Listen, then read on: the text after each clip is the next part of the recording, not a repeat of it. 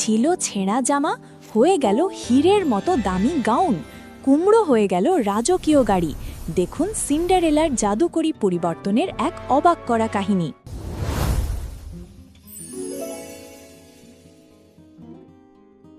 Cinderella.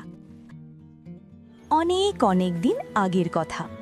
এক সমৃদ্ধ রাজ্যে এক মস্ত বড় বাড়িতে বাস করত ছোট্ট এক মেয়ে, নাম তার এলা। এলার মা ছিলেন পৃথিবীর সবচেয়ে দয়ালু নারী। তিনি এলাকে সবসময় বলতেন, মা, জীবনে যাই ঘটুক না কেন সব সময় সাহসী হবে আর সবার প্রতি দয়া দেখাবে। কিন্তু এলার ভাগ্য খুব খারাপ ছিল। খুব ছোট বয়সেই তার মা অসুস্থ হয়ে মারা গেলেন। বাবার আদরে এলা বড় হতে লাগল, কিন্তু এলার বাবা ভাবলেন মেয়ের দেখাশোনা করার জন্য একজন মায়ের খুব দরকার। তাই তিনি লেডি ট্রিমেন নামের এক অভিজাত মহিলাকে বিয়ে করলেন। লেডি ট্রিমেনের নিজের 2 মেয়ে ছিল, ড্রিজেলা আর আনাস্টাসিয়া। তারা দেখতে সুন্দর ছিল বটে, কিন্তু তাদের মন ছিল হিংসা আর অহংকারে ভরা। হঠাৎ একদিন এক ঝড়ো রাতে খবর এলো এলার বাবা বাণিজ্যে গিয়ে মারা গেছেন। এই খবর শোনার পর এলার সৎ মা তার আসল রূপ দেখালেন। তিনি বাড়ির সব চাকরবাকরকে বিদায় করে দিলেন। তিনি এলাকে বললেন, এখন থেকে এ বাড়ির সব কাজ তোমাকেই করতে হবে। তুমি আর এ বাড়ির মেয়ে নও, তুমি হলে চাকরানী। সময়ের সাথে এলা বড় হলো ঠিকই, কিন্তু তার ভাগ্যের কোনো পরিবর্তন হলো না। এলাকে চিলেকোঠার এক ধুলোবালি ভরা ঘরে থাকতে দেওয়া হলো। হাড় ভাঙা খাটুনির পর শীতে শরীর গরম রাখতে সে প্রায়ই আগুনের ছাইয়ের পাশে বসে থাকত। তার সারা গায়ে ছাই বা সিন্ডের মেখে থাকত বলে সৎ বোনেরা তাকে ব্যঙ্গ করে ডাকত সিন্ডারেলা। সকাল থেকে রাত পর্যন্ত সিন্ডারেলা ঘর মোছে, কাপড় ধোয় আর সৎবন্ধের হুকুম শোনে। কিন্তু এত কষ্টের মাঝেও সে তার মায়ের সেই কথা ভোলেনি, সাহসী হও আর দয়ালু হও। তার একমাত্র বন্ধু ছিল ওই বাড়ির ছোট্ট ইঁদুরগুলো আর চড়ুই পাখিরা। সিন্ডারেলা তাদের নিজের খাবারের ভাগ দিত আর তাদের সাথে মনের কথা বলত।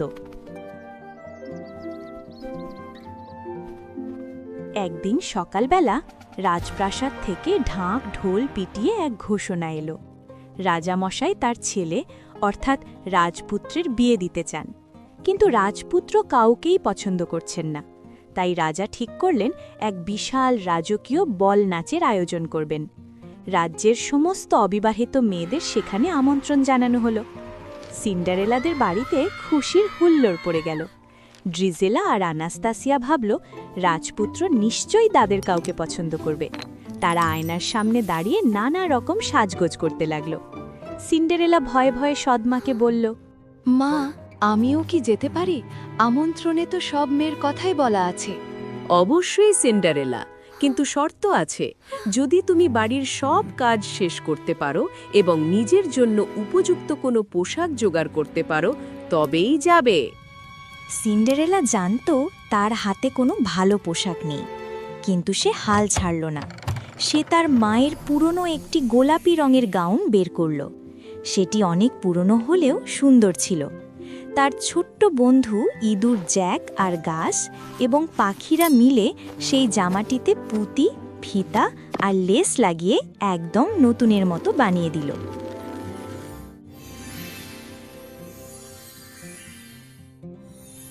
সন্ধেবেলা যখন যাওয়ার সময় হলো, সিন্ডারেলা সেই সুন্দর জামাটি পরে নিচে নেমে এলো। সে বলল, মা, আমি তৈরি। কিন্তু তার সৎ বোনেরা তাকে দেখে ঈর্ষায় জ্বলে উঠল। ড্রিজেলা চিৎকার করে বলল, ওটা তো আমার ফিতা। আনাস্তাসিয়া বলল, ওটা তো আমার পুঁতি। হিংস্র হায়েনার মতো তারা সিন্ডারেলার ওপর ঝাঁপিয়ে পড়ল এবং তার সাধের জামাটি ছিঁড়ে টুকরো টুকরো করে ফেলল। সৎ মা একটুও বাধা দিলেন না, বরং তিনি নিষ্ঠুর হাসি হেসে মেয়েদের নিয়ে প্রাসাদে চলে গেলেন। কান্নায় ভেঙে পড়া সিন্ডারেলা দৌড়ে বাগানের পেছনের পুকুর পাড়ে চলে গেল। সে কাঁদতে কাঁদতে বলল, সব শেষ। আমার ভাগ্যে সুখ নেই, কেউ আমাকে সাহায্য করবে না। ঠিক তখনই বাতাসে এক মিষ্টি সুবাস ভেসে এলো। হাজার হাজার জোনাকির মতো আলোর কণা এক জায়গায় জমে এক বয়স্ক দয়ালু মহিলার রূপ নিল। তার হাতে ছিল এক জাদুর কাঠি। তিনি সিন্ডারেলাকে বললেন, ছি মা, কান্না থামাতে হয়। আমি তোমার পরী মা, তুমি বল নাচে যাবে না? কিন্তু আমার তো যাওয়ার কোনো উপায় নেই, জামাও ছিঁড়ে গেছে। পরীমা হাসলেন। তিনি তার জাদুর কাঠি ঘোরালেন, বিবিডি ববিডি ব্রু। প্রথমে তিনি বাগানের এক বিশাল কুমড়োর দিকে কাঠি ছোঁয়ালেন। চোখের পলকে সেটা হয়ে গেল এক ঝকঝকে সোনার রথ। সিন্ডারেলার 4 ইঁদুর বন্ধুকে তিনি বানিয়ে দিলেন 4টি তেজি সাদা ঘোড়া। বৃদ্ধ ঘোড়াটিকে বানালেন কোচম্যান বা চালক। সবশেষে তিনি তাকালেন সিন্ডারেলার দিকে। কাঠি ঘোড়াতেই সিন্ডারেলার সেই ছেঁড়া ময়লা জামা মিলিয়ে গেল। তার জায়গায় এলো এক আসমানি নীল রঙের মায়াবী গাউন, যা তারার মতো জ্বলজ্বল করছিল। আর তার পায়ে এলো একজোড়া স্বচ্ছ কাঁচের জুতো। সিন্ডারেলা নিজের চোখকে বিশ্বাস করতে পারছিল না। পরিমা তাকে সাবধান করে বললেন, মনে রেখো মা, এই জাদুর মেয়াদ কিন্তু বেশিক্ষণ নয়। রাত 12টার শেষ ঘন্টা বাজার সাথে সাথেই সব আবার আগের মতো হয়ে যাবে। তার আগেই তোমাকে ফিরে আসতে হবে। পরিমায়ের এই সতর্ক বার্তা মনে গেঁথে নিয়ে সিন্ডারেলা জাদুর গাড়িতে চেপে প্রাসাদে পৌঁছালো। সে যখন ভেতরে প্রবেশ করল, রাজপ্রাসাদের বিশাল বলরুম তখন হাজার হাজার আলোয় ঝলমল করছে। রাজ্যের সব সুন্দরীরা সেজেগুজে এসেছে। রাজপুত্র সবার সাথে সৌজন্য বিনিময় করছেন ঠিকই, কিন্তু তার চোখে মুখে বিরক্তি। কাউকেই তার পছন্দ হচ্ছে না। হঠাৎ বলরুমের প্রধান দরজা খুলে গেল। সিঁড়ির উপর এসে দাঁড়ালো সিন্ডারেলা। মুহূর্তের মধ্যে পুরো হলের বাজনা থেমে গেল। সবাই ফিসফিস করতে লাগলো, কে এই সুন্দরী? কোনো ভিনদেশী রাজকন্যা হবে নিশ্চয়ই। সিন্ডারেলার সৎমা আর বোনেরাও তাকে চিনতে পারল না। তারা শুধু হাঁ করে তাকিয়ে রইল।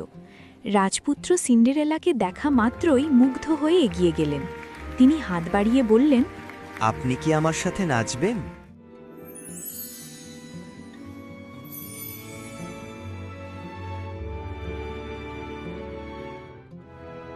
শুরু হলো এক মায়াবী নাচ। মনে হলো তারা যেন মেঘের ওপর ভাসছে। রাজপুত্র সিন্ডারেলাকে জিজ্ঞেস করলেন, তোমার নাম কি? তুমি কোথা থেকে এসেছো? কিন্তু সিন্ডারেলা শুধু হাসল, কিছু বলল না। সে জানে এই স্বপ্ন বেশিক্ষণ থাকবে না। সময় যে কত দ্রুত চলে গেল তারা টেরই পেল না। হঠাৎ প্রাসাদের বিশাল ঘড়িতে সময় জানান দিল। সিন্ডারেলা চমকে উঠল। 12টা বাজছে। সে রাজপুত্রের হাত ছেড়ে দিয়ে বলল, আমাকে এখনই যেতে হবে, বিদায়। রাজপুত্র হতভম্ব হয়ে ডাকলেন, দাঁড়াও, যেও না। কিন্তু সিন্ডারেলা থামল না। সে সিঁড়ি দিয়ে দৌড়ে নামতে লাগল। তাড়াহুড়োয় তার এক পায়ের কাঁচের জুতো খুলে পড়ে গেল। সে ওটা তোলার সময় পেল না। কোনো মতে রথে উঠে সে পালিয়ে গেল। প্রাসাদের গেট পার হতেই ধপাস, সব জাদু শেষ। রথ হয়ে গেল কুমড়ো, ঘোড়া হয়ে গেল ইঁদুর, আর সিন্ডারেলা আবার তার সেই পুরনো ছেঁড়া জামায় ফিরে এলো। কিন্তু একটা জিনিস বদলালো না, তার হাতে রয়ে গেল বাকি এক পাটি কাঁচের জুতো। পরদিন রাজ্যে হুলুস্থুল পড়ে গেল। রাজপুত্র ঘোষণা দিয়েছেন, যার পায়ে ওই কাঁচের জুতো হবে তিনি তাকেই বিয়ে করবেন। উজির আর সেনাপতি জুতো নিয়ে বাড়ি বাড়ি ঘুরতে লাগলেন। অবশেষে তারা সিন্ডারেলাদের বাড়িতে এলেন। সৎবোনেরা জোর করে জুতো পায়ে ঢোকানোর চেষ্টা করল, কিন্তু তাদের পা ছিল অনেক বড়। ওদিকে সৎমা সন্দেহ করেছিলেন যে কালকের ওই মেয়েটি সিন্ডারেলাই ছিল। তাই তিনি চুপিসারে সিন্ডারেলাকে চিলেকোঠার ঘরে তালাবন্ধ করে চাবিটা নিজের পকেটে রেখে দিলেন। তার ইঁদুর বন্ধুরা দেখল তাদের প্রিয় বন্ধু বিপদে। সাহসী ইঁদুর জ্যাক আর গাছ চুপি চুপি সৎমায়ের পকেট থেকে চাবিটা চুরি করে নিয়ে এলো এবং সিন্ডারেলাকে মুক্ত করে দিল। সেনাপতি যখন দরজার বাইরে পা বাড়াচ্ছেন, ঠিক তখনই সিঁড়ির ওপর থেকে ডাক এলো। সিন্ডারেলা চেয়ারে বসল। সে আলতো করে পা বাড়িয়ে দিল, আর অবাক কাণ্ড, জুতোটা যেন তার পায়ের মাপেই বানানো হয়েছিল। একদম খাপে খাপে লেগে গেল। সিন্ডারেলা তখন তার পকেট থেকে অন্য পায়ের জুতোটিও বের করে দেখালো। সৎমা আর বোনেদের মুখ লজ্জায় কালো হয়ে গেল। তারা সিন্ডারেলার কাছে ক্ষমা চাইল। সিন্ডারেলা তার দয়ালু মন দিয়ে তাদের ক্ষমা করে দিল, কিন্তু তাদের সাথে আর থাকল না। রাজপুত্র সিন্ডারেলাকে সসম্মানে প্রাসাদে নিয়ে গেলেন। ধুমধাম করে তাদের বিয়ে হলো। আর তারপর থেকে সিন্ডারেলা আর রাজপুত্র সুখে শান্তিতে রাজ্য শাসন করতে লাগল। এমন আরও জাদুকরী গল্প দেখতে চাইলে এখনই সাবস্ক্রাইব করো।